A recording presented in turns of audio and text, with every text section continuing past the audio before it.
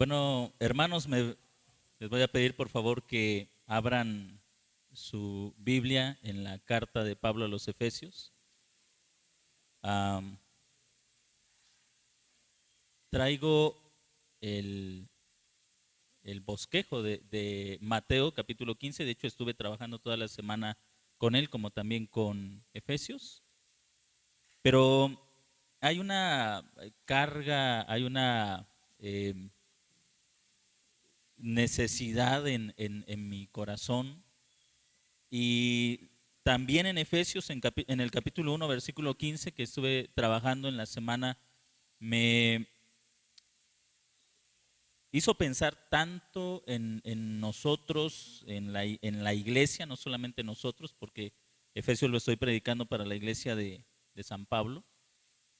Y creo que aunque es un solo versículo el que quiero tratar con ustedes, es un versículo que nos anima, es un versículo que anima a la iglesia, porque Pablo está escribiendo, le repito, más bien a una iglesia que enfrenta toda clase de debilidades como cualquier iglesia. En la mañana le decía a los hermanos de la iglesia de San Pablo, si nosotros termináramos en el versículo 15, nos quedaría la idea de que Pablo está escribiendo a una iglesia perfecta, a una iglesia que no tiene luchas, a una iglesia que no se desanima, a una iglesia que no pasa por problemas. Pero cuando salimos del capítulo 1 nos damos cuenta que la iglesia a la que Pablo está escribiendo es una iglesia muy similar a la nuestra, que vive en una sociedad muy semejante a la nuestra, y que eso complica la vida del cristiano, la vida de la iglesia.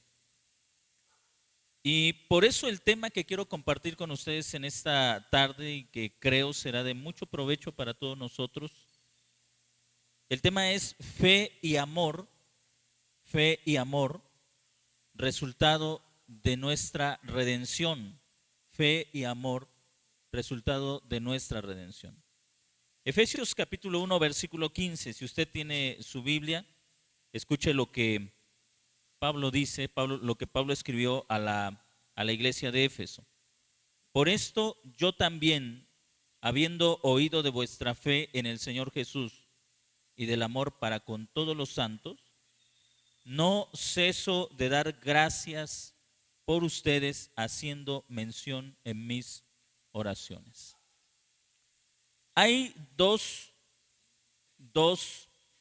virtudes que el apóstol Pablo, Efesios 1, 15 y 16, dos virtudes que el apóstol Pablo destaca en esta iglesia: la fe y ¿qué otra cosa? Y el amor. La fe y el amor. Dos virtudes que Pablo destaca en la iglesia de Éfeso y que, le repito, si nosotros leemos esto y podemos decir, wow, qué iglesia tan digna de elogios, una iglesia que tiene fe, una iglesia que tiene amor. Probablemente pensemos, es una iglesia que es perfecta. Pero al seguir leyendo la carta nos damos cuenta que el propósito de la carta es precisamente corregir los errores de la iglesia. Una iglesia que tiene fe y amor, pero que fe y amor no es igual a perfección. No es igual ni siquiera fe y amor es igual a pureza. Porque de hecho el apóstol Pablo exhorta a la iglesia, a esta iglesia a la que elogia por su fe y por su amor, los exhorta a la pureza, los exhorta al crecimiento, los exhorta a apartarse del pecado. Entonces no es una iglesia perfecta. No es una iglesia, hermanos, que no tenga debilidad. No es una iglesia que en sus miembros no conozca las mismas luchas que generación tras generación la iglesia de Cristo ha experimentado, ha sufrido. Cuando llegamos al capítulo 4 y capítulo 5, el apóstol menciona, Pablo escribe acerca de algunos pecados que eran frecuentes en la sociedad, que eran comunes en la sociedad, pero por la forma en que escribe el apóstol Pablo, pareciera que también, aunque no comunes, de repente surgían en la misma iglesia. De otra manera no los exhortaría a apartarse de esos pecados si esos pecados en algún momento no surgieran en la congregación. Hermanos, cuando leemos esta carta, Esto nos ayuda a entender también lo que se necesita para que toda iglesia, para que nosotros como iglesia, alcancemos la perfección a la que hemos sido llamados. Si nosotros analizamos nuestra vida sin tomar en cuenta los versículos 3 al 14 del capítulo 1 de la carta a los Efesios, nuestra vida resulta frustrante. Es mirarnos al espejo sin la gracia. Es ver que a pesar de los años que tenemos como creyentes, no hemos llegado a ser lo que somos. Es decepcionarnos. Decepcionarnos a veces de nosotros como cristianos, a veces decepcionarnos de nosotros como iglesia, y en muchos casos cuando un creyente se examina lejos de la gracia, es decepcionarse de Cristo mismo, del Evangelio, de la fe. Pero Pablo no está intentando crear una imagen fantasiosa de la iglesia. Le repito, Pablo no está tratando de darnos una imagen perfecta de una congregación que no sufre los embates de una sociedad corrupta, que no sufren sus miembros los ataques de la propia pecaminosidad, de los residuos de pecado que hay en esos creyentes. Pablo no está tratando de idealizar a la iglesia. Si él hubiera idealizado a la iglesia, me temo que al leer sus cartas nosotros nos quedaríamos sin esperanzas, pensando qué bonito habría sido ser cristiano en aquel tiempo y sobre todo ser pastoreado, aunque sea por cartas, por Pablo, porque seríamos completamente diferentes a lo que hoy somos. Pero Pablo nos escribe con una realidad, con una sinceridad que no esconde los errores y los fracasos de la iglesia, pero lo que hace es resaltar una gracia que no podemos hacer a un lado, porque hacerla a un lado, le repito, es decepcionarnos incluso de la vida cristiana. Mire con qué palabras les escribe Pablo a estos creyentes. Él, por ejemplo, en el versículo 2, en el versículo 1, del capítulo 1, Pablo llama a estos creyentes santos y fieles en Cristo Jesús. Santos y fieles en Cristo Jesús. Pero en el capítulo 5 y en el verso 18 dice, por ejemplo, no se embriaguen con vino en lo cual hay disolución. Ahora, ¿con qué ojos Pablo estaba viendo a estos creyentes? Les repito, no con los ojos de la idealización, no con los ojos del romanticismo, del enamoramiento, los estaba viendo con los ojos de la gracia, de la realidad de lo que Cristo había hecho en esta iglesia. Por eso podía llamarlos santos y fieles y a la vez reprender los pecados que en algunos de ellos se estaban presentando. Hermanos, la intención, le repito, de este estudio es que nuestra vida como creyentes en particular, pero como iglesia en comunidad, se aliente, seamos alentados en medio de las frustraciones que podemos vivir cuando, le repito, hacemos un autoexamen de nuestra vida y nos damos cuenta que sin la gracia, si quitamos la gracia, si del espejo de la palabra de Dios donde debemos vernos, hacemos a un lado la gracia, lo único que vemos es el horror de vidas defectuosas que no han sido transformadas. Pero cuando usted pone la gracia, usted puede ver el cambio que sucede en nuestras vidas, porque vemos no lo que hemos hecho o lo que podemos hacer hablando de los cambios benéficos en nuestra vida, sino lo que la gracia ha logrado en nosotros. Eso es lo que podemos contemplar. Cuando usted quita la gracia de la relación entre creyentes, lo único que vemos puede ser los errores y los defectos que tenemos.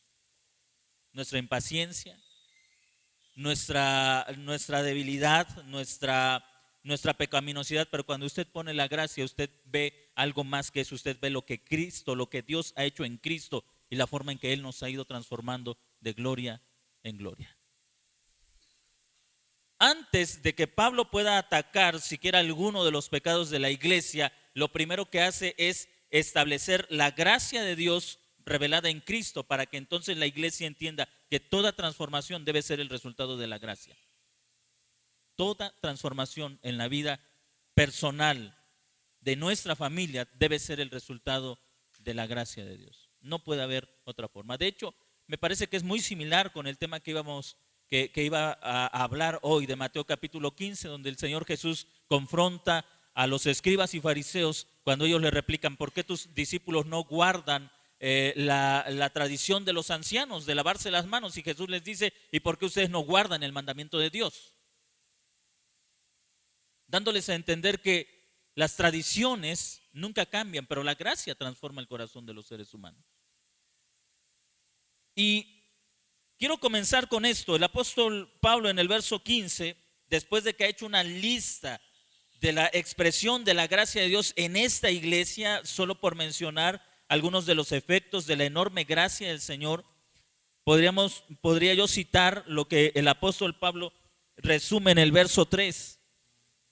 Bendito el Dios y Padre de nuestro Señor Jesucristo, quien nos bendijo con toda bendición espiritual en los lugares celestes en Cristo. ¿Y qué significa eso? Nos escogió para que seamos santos y sin mancha, nos predestinó para adoptarnos para alabanza de su gloria, nos redimió por la sangre, perdonó nuestros pecados, hizo sobreabundar toda sabiduría e inteligencia y nos reveló su misterio, nos dio a su Espíritu como sello de la posesión de la herencia que habremos de recibir. Y ahí estoy mencionando de forma general lo que implica ser benditos en Cristo con toda bendición espiritual. Y después de que el apóstol Pablo ha mencionado esto en su carta, él dice escribe en el verso 15: por esto yo también, ya que ustedes han sido receptores de los enormes beneficios de Dios, ya que Dios los ha querido a ustedes bendecir con toda bendición en los lugares celestes, por esta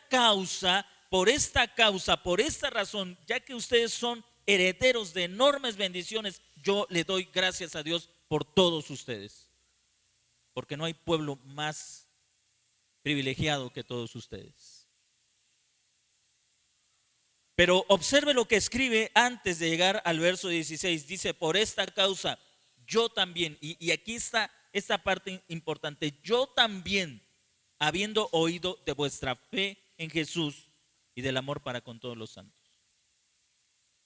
¿Cómo es que esta gente, si usted lee el capítulo 5,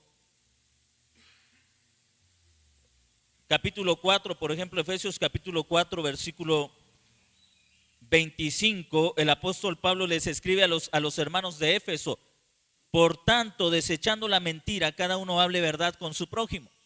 Y en el capítulo 5 les escribe en el verso 3: pero fornicación y toda inmundicia o avaricia ni aun se nombre entre ustedes como conviene a santos. ¿Cómo es que gente que viene de una cultura donde el mentir es algo común, donde la inmoralidad sexual es algo común, donde la avaricia es común, la idolatría es común, la drogadicción, todo tipo de pecados son comunes? ¿Cómo es posible que ahora esta gente que estaba siendo arrastrada por distintos pecados, ahora sean llamados o se les reconozca fe en Jesús y amor para con los santos? ¿Cómo es posible? Bueno, la respuesta, le repito, está del verso 3 al verso 14. La gracia abundante que fue derramada por Dios a través de Cristo a todo ese pueblo que antes eran todo lo que el apóstol Pablo menciona. Y pudiera añadir que antes éramos eso también nosotros: mentirosos, groseros,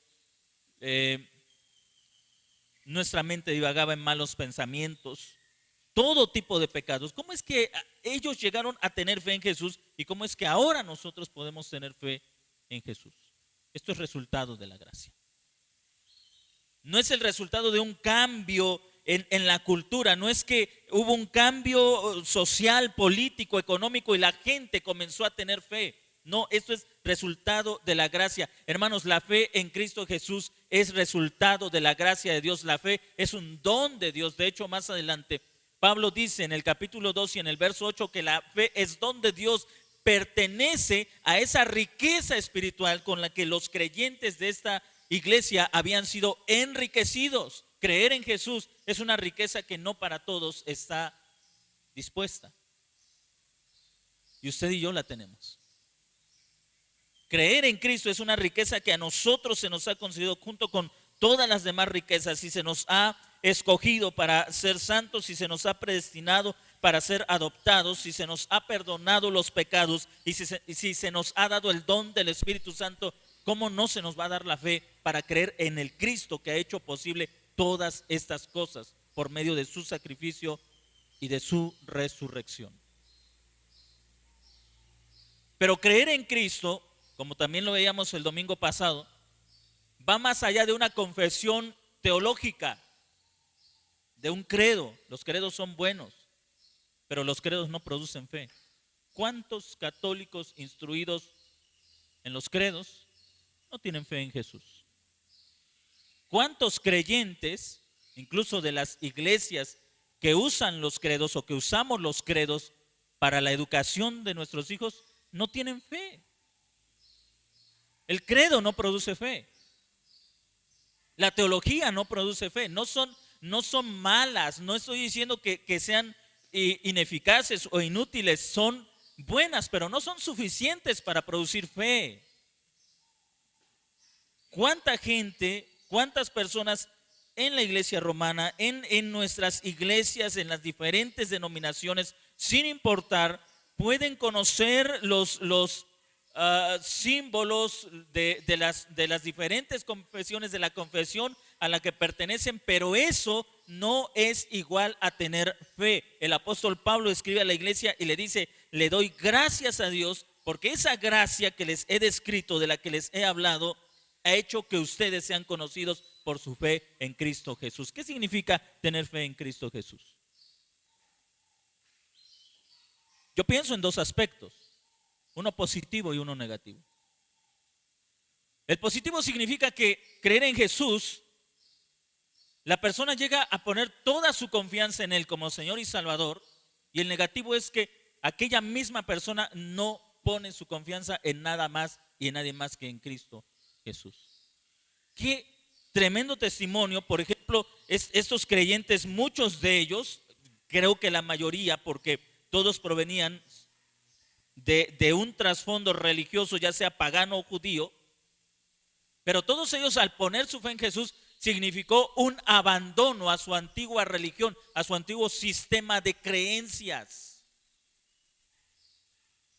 ¿Ha visto, por ejemplo, usted a personas que dicen tener fe en Jesús, pero todavía confían en la limpia, todavía confían en el horóscopo, todavía confían en la pata de conejo? Eso no es fe en Jesús. La fe en Jesús implica un abandono completo, un abandono absoluto a todo lo que antes te daba confianza, para ahora confiar solamente en Jesús. Me refiero a todo aquello que es místico, a todo aquello que es superstición. La fe en Jesús implica un abandono de todo aquello que te puede, en que has puesto tu fe, has puesto tu confianza. Le repito, hay personas que usan para su cuidado, para su protección, algún amuleto, alguna pata de conejo, algún amuleto que les da seguridad. Pero esta gente, si lo aplicamos, tener fe en Jesús implica un abandono de todo aquello para confiar solamente en Jesús. Piense usted en el extraordinario testimonio que habría sido para una sociedad donde se adoraba, por ejemplo, a Diana, el que ahora estos que entraban al templo de Diana y de otros dioses, ahora no asistían a los días que conmemoraban a esos ídolos, porque ahora su fe estaba únicamente en Jesús. Esto había llegado a los oídos del apóstol Pablo, y esto, dice Pablo, es resultado de la gracia de Dios. Escuche usted esto, porque esto es una verdad que nos enseña la Escritura. Nadie puede tener fe en Jesús si no es por la gracia de Dios. Nadie puede tener fe en Jesús si no es por la gracia de Dios. Esto no se trata de habilidad humana. ¿Cuántos credos necesitas aprenderte para creer en Jesús?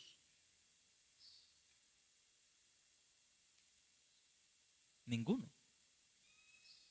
Tú puedes saber el credo niceno, el atanasio, todos los credos ecuménicos de nuestra fe. Pero eso no produce fe. Escuche, son credos de nuestra fe, pero no producen fe. Ellos no producen fe. Pero esta gente tenía un conocimiento no de credos antiguos, sino de la persona que fue la razón por la cual esos credos se originaron. Cuando Atanasio, cuando alguno de estos hombres se sentaba a elaborar el credo, cuando la iglesia se sentaba para elaborar un credo, era para confesar lo que realmente ellos creían, porque su vida lo testificaba. Hoy muchas veces abrazamos lo que no creemos, aunque eso ya es una incongruencia. Pero la fe es el resultado de la gracia de Dios. Si no es por su gracia, nosotros no tenemos fe. Hay una dimensión, es esta gracia que está descrita ampliamente en estos 11 versículos, del verso 3 al verso 14, transforma la vida del creyente en dos áreas, como usted lo puede ver. Lo primero que señala el apóstol Pablo es que hay un cambio en su relación de estos creyentes con Dios, porque antes no creían en Jesús y ahora creen en Jesús. Observe usted que aquí el punto no es si creían en Dios o no creían en Dios. La mayoría de las personas creen en Dios. Muchas de las personas que vienen de trasfondos católicos vienen creyendo en Dios, ¿no es cierto? El asunto no es si crees en Dios o no crees en Dios, el asunto es si crees en el Hijo de Dios. Ese es el asunto. El apóstol Pablo no dice, yo he escuchado de su fe en Dios, eso sería muy general. Las sociedades creen en Dios. La mayoría de las personas creen en Dios. En esta semana escuchaba a una persona en el radio, un periodista, que decía, yo no creo en el Dios de la religión, yo creo que el universo es Dios. Ese es mi Dios. Sí, todo el mundo cree en Dios. Todo el mundo cree en Dios. Nuestra evangelización no consiste en preguntarle a la gente, ¿crees en Dios? Eso no es evangelización. No es evangelismo. Todo el mundo, bueno, actualmente ya no todo el mundo, pero muchas personas creen en Dios. De diferente forma. Lo que hace Pablo es decir concretamente, he oído de su fe en el Señor Jesús. Y esto es resultado de la gracia. He oído de su fe en el Señor Jesús, de su confianza en Jesús. ¿Se acuerda usted lo que hemos estado aprendiendo en el Evangelio de Mateo? Estos discípulos creían en Dios, pero en quien les costaba creer, ¿en quién era? En Jesús. Ellos creían en Dios, pero les costaba creer en Jesús. Pero lo que nos enseña la Escritura es que para creer realmente en Dios, tú necesitas creer en Jesús. Así que todo conocimiento y toda creencia que se supone en Dios está errada, está equivocada, si esa creencia en Dios no ha sido a través de Jesús.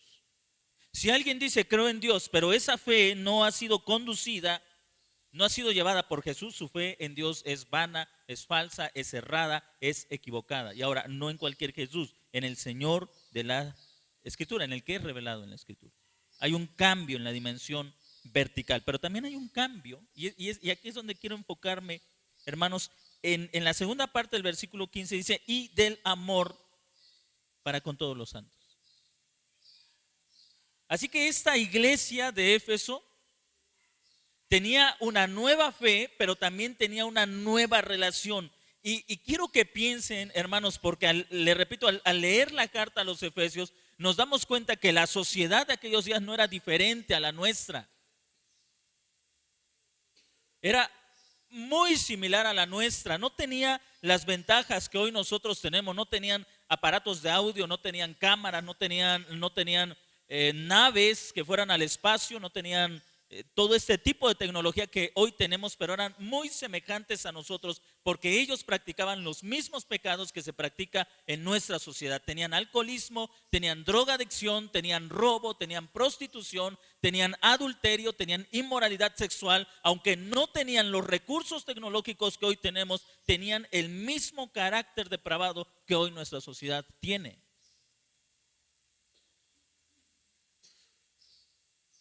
Eran igual a nosotros. Solo quíteles el celular, quíteles los portátiles, quítele los coches, quítele las cámaras. Eran similar a nosotros. semejantes a nosotros. Pero hay una transformación. Mire, el texto dice, y del amor para con todos los santos. ¿Cómo es que personas que eran orgullosas, que eran egoístas, porque al final de cuentas el pecado es una acción egoísta de mi parte, donde yo busco satisfacer un deseo egoísta en mí, aun cuando afecte a otras personas? ¿Cómo es que este tipo de personas, una sociedad egoísta, de repente un grupo de personas se convierten en amorosos entre ellos? ¿Cómo es que se transforma del egoísmo al amor, de la indiferencia a la preocupación, del aislamiento a la comunidad? ¿Cómo es que hay esa transformación? Y regresamos a la raíz, la gracia de Dios. La gracia de Dios es entonces la fuente, es la raíz, es el origen de toda transformación en nuestras vidas. Ahora, ¿cómo se expresa este amor? Yo creo que uno de los pasajes que nos ilustra muy bien, de forma clara, lo que es este amor, lo encontramos en el libro de Hechos, donde se nos habla de la práctica de la iglesia. Y quiero que me acompañe a dos pasajes. El primero lo hemos tocado muchas veces, pero vamos a regresar ahí. El primero está en Hechos capítulo 2, verso 41 al verso 42. Bueno, 2, 41 al 42, y luego nos vamos a ir a otro versículo. 2, 41 al 42.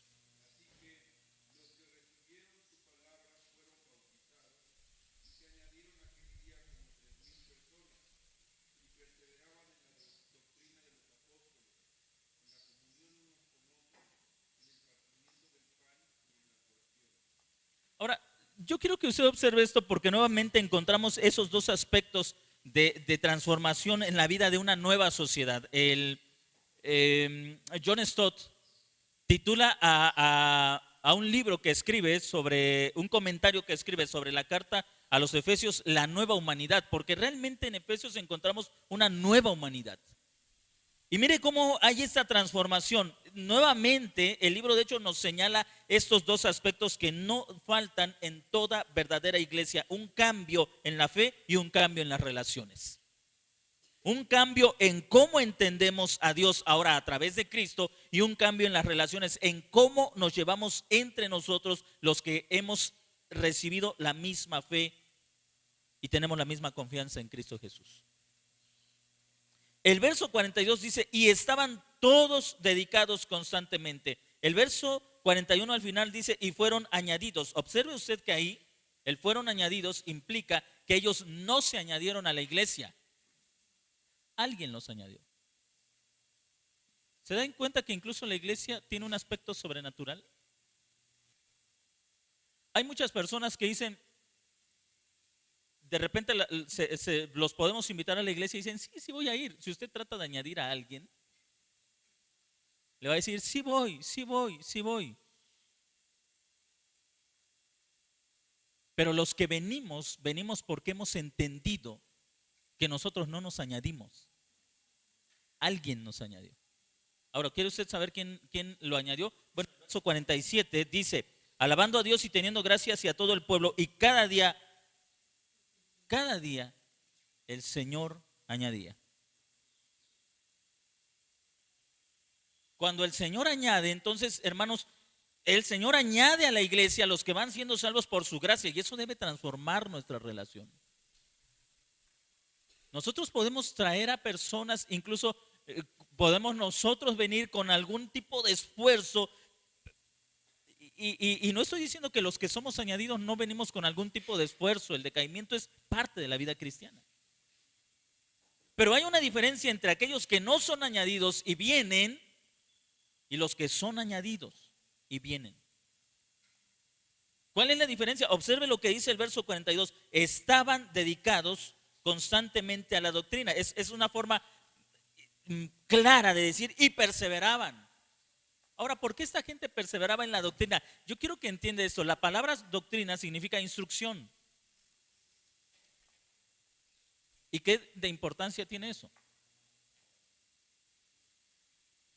Porque todos nosotros venimos de una sociedad indiferente, arrogante, individualista y no sabemos relacionarnos.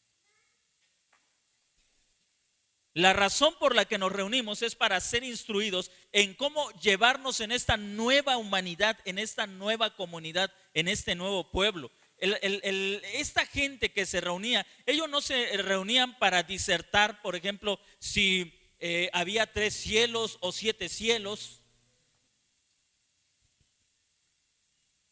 No se reunían para preguntar, Pablo, ¿y habrá eso de los ovnis? ¿Será cierto? ¿Tú qué piensas? Ellos no se reunían para temas especulativos que no conducen a nada. Ellos se reunían para aprender a vivir en comunidad. Porque esa es la doctrina de los apóstoles.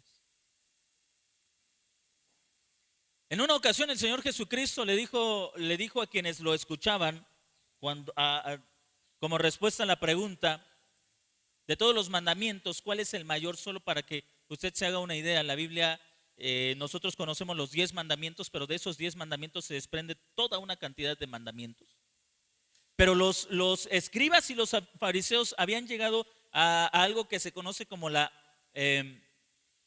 casuística. Los casos eran tan minuciosos y tan controladores de la gente que entonces trataban de dominar su vida a través de esos mandamientos que se desprendían de cada mandamiento.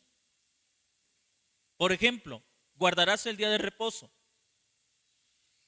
El Señor les da un mandamiento muy general: guardarás el día de reposo, no harás en ese día ningún trabajo de siervo, ni tú, ni tu hijo, ni tu hija, ni tu esclavo, ni tu esclava, ni tu animal de carga, nadie hará ningún trabajo en el día de reposo. Y entonces el fariseo y el escriba tomaba ese mandamiento y decía, para guardar este mandamiento, tú no puedes llevar demasiado peso ni en la bolsa izquierda ni en la bolsa derecha. No puedes cargar en la mano esto ni puedes cargar en la mano aquello. Y hacían del cuarto mandamiento, de ese cuarto mandamiento sacaban una serie de mandamientos pequeños que tenía que guardar el pueblo de tal manera que se volvía una carga pesada para aquellos cristianos, para aquellos judíos.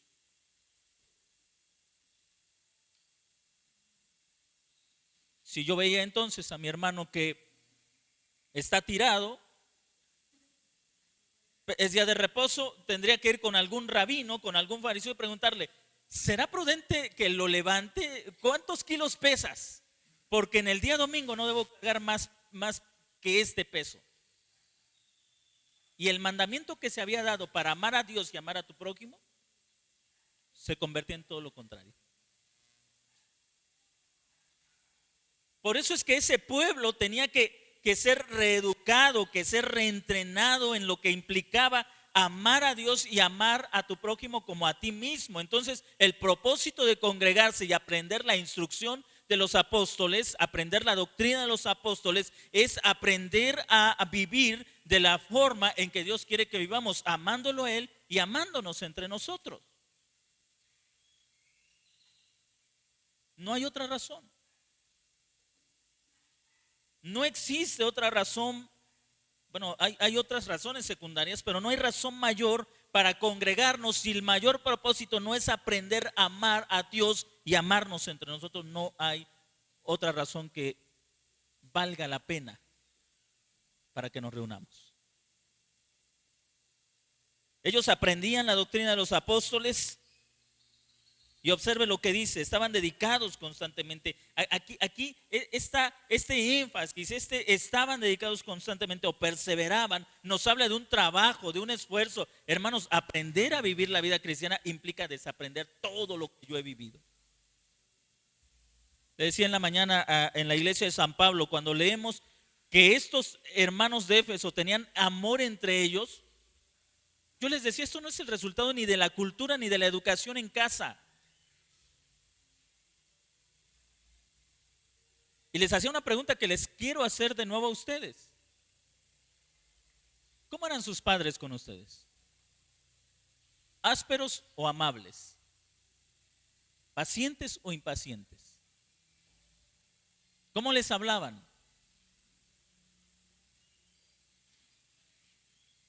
A veces podemos decir, yo soy así con ustedes, hermanos, porque tuve unos padres bien ásperos, así que usted no espere que yo sea amable con usted. Pero estamos hablando de una nueva humanidad. De eso se trata esta carta. Y les ponía un ejemplo que también me gustaría ponérselo a ustedes. De repente hay niños que crecen en un ambiente de aislamiento, no van a un evento social, van a una comida familiar y ahí están los niños sentados. No vayas a jugar y están ahí y crecen. Y cuando tienen que ser involucrados con la iglesia, entonces es que a mí nunca me enseñaron a convivir. No importa, si estás en Cristo eres una nueva criatura. No importa si toda tu vida te tuvieron aislado. Si estás en Cristo eres una nueva comunidad y tienes que reaprender. Porque de eso se trata Efesios, de una nueva humanidad. Por eso se reunía esta iglesia. Esta iglesia se reunía porque tenía que aprender a vivir una nueva vida. Ellos sabían vivir muy bien la vida de las costumbres de Éfeso, de la Odisea, de esta cultura griega, romana, pagana. Como nosotros sabemos vivir muy bien la vida sin Cristo. Sabemos cómo se vive esa vida sin Cristo, pero ¿cómo somos ignorantes de la vida que se vive en Cristo, hermanos?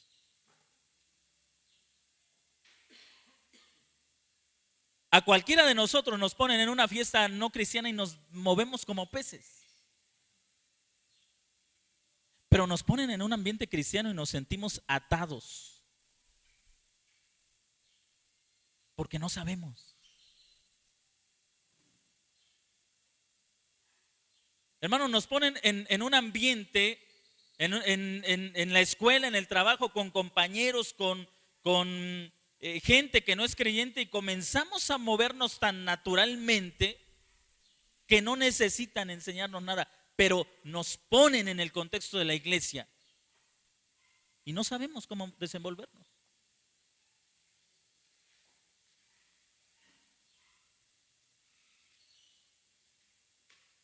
Por eso es que necesitamos aprender a vivir esta vida en Cristo.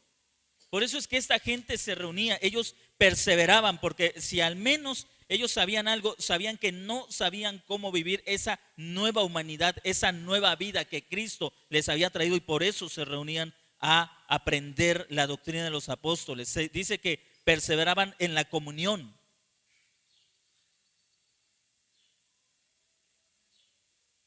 En esta semana estaba escribiendo un artículo para una revista de una iglesia. Me piden que haga un artículo que hable sobre una palabra de la Biblia en griego. Y después de pensar en tantas palabras, pensé en la palabra comunión, koinonía en griego. Y titulé mi artículo Koinonía, más que sentarnos juntos en la iglesia. Porque para muchos comunión es eso, ¿no? Sentarnos junto con algún hermano o hermana en la iglesia y decimos, estoy en comunión con ellos. ¿Por qué? Porque me senté y no me quitó la silla, no me metió un codazo. Hermanos, la comunión es algo más que estar juntos en el culto. La comunión va más allá. Cuando Lucas habla acerca de estos primeros creyentes y dice, perseveraban, estaban dedicados constantemente a la comunión, es decir, buscaban todas las cosas que promovieran, que edificaran, que fortalecieran la unidad que ya había en Cristo. Recuerde, todos los que estamos aquí hemos sido unidos por el Señor, pero esa unidad debe ser mantenida por cada uno de nosotros. Y para eso se necesita lo que dice en el verso 42, dedicarnos constantemente a la comunión.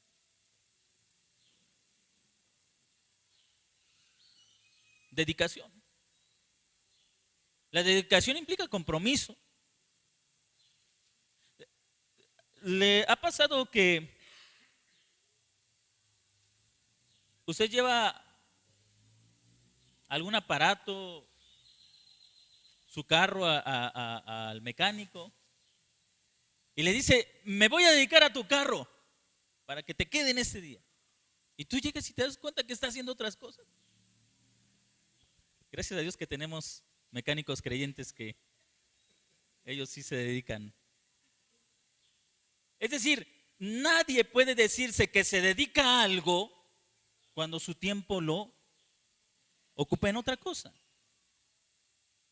Esta gente estaba dedicada a la comunión. ¿Qué significa? Que ellos buscaban todos los medios, todos los recursos para que la comunión que tenían en Cristo se fortaleciera y se mantuviera dentro de la iglesia, y nos da formas en las que lograban esto. Por ejemplo, comer juntos y orar juntos. Yo se lo he dicho en otras ocasiones, los convivios no producen unidad, pero reflejan el esfuerzo que cada uno hace por mantener la unidad, inevitablemente.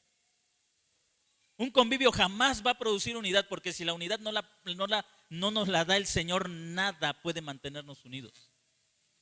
Un convivio nunca va a, se los he dicho en varias ocasiones, no podemos decir, vamos a hacer convivios para que nos unamos. No, si Cristo no nos ha unido, los convivios tampoco. Pero los convivios reflejan el esfuerzo que hacemos por mantener nuestra unidad.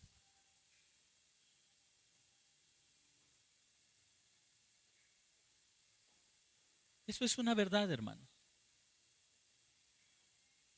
Sentarnos a la mesa con alguien con quien tenemos poca confianza implica un esfuerzo, pero si no lo hacemos, no rompemos nuestras barreras. Sentarnos a la mesa con alguien con quien no tenemos tanta confianza implica un esfuerzo. Pero la comunión implica esfuerzo.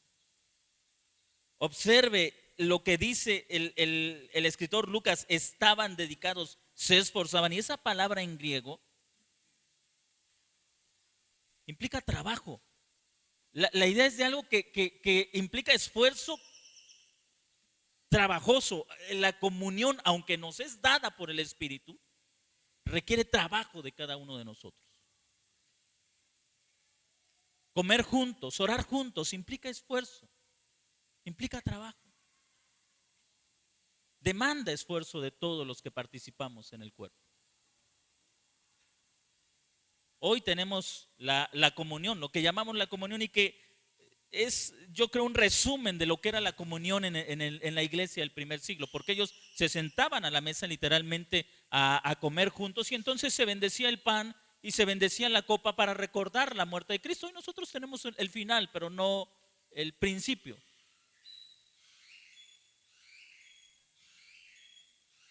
Pero me temo que incluso nuestra comunión no es tan comunión. Pero, ¿sabe, hermano? ¿Saben qué es lo que realmente hace en todo esto la diferencia? Le repito, la gracia con la que empieza el apóstol Pablo. Una iglesia que está extasiada de la gracia de Dios, es decir, que ha entendido qué es lo que Dios ha hecho en Cristo en favor de cada uno de nosotros, es una iglesia que puede amarse. ¿Sabe por qué?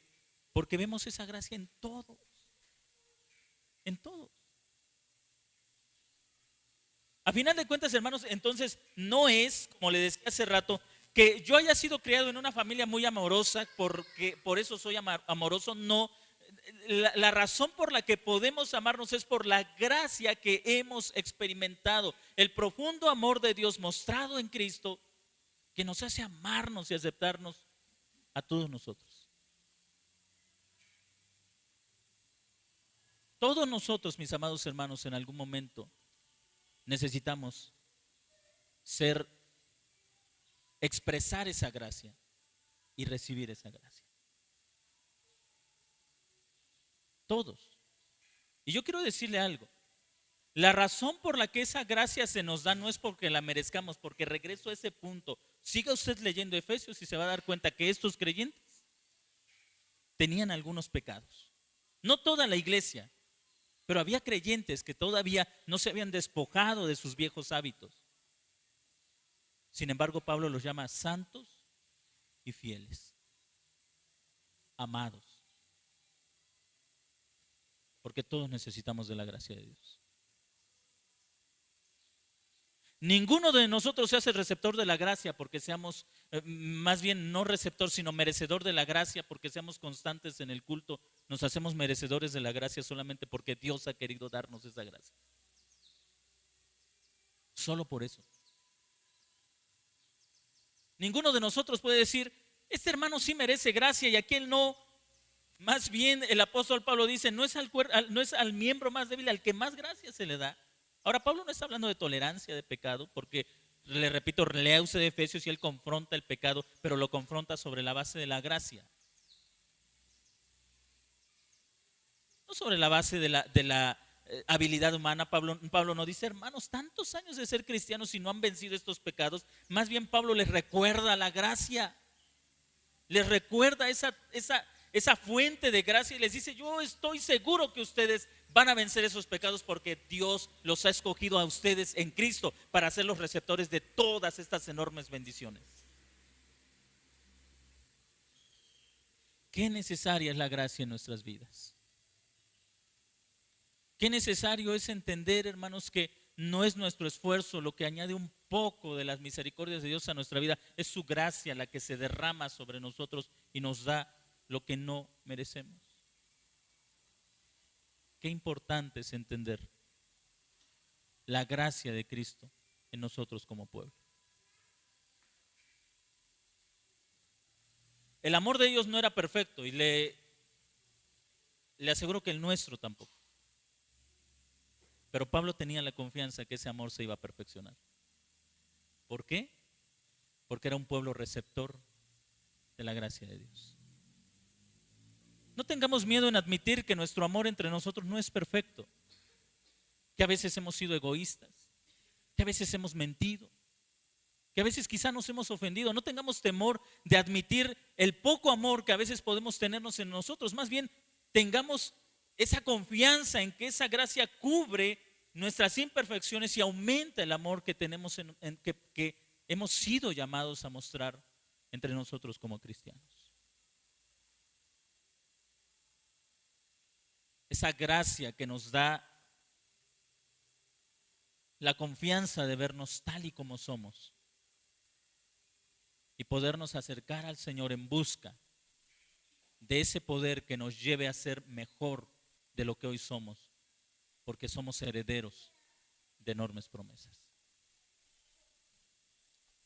Dios nos ha unido, no porque nos sacó de las familias más cariñosas y dijo, yo sé que si junto a esta gente voy a tener un pueblo de ositos cariñositos.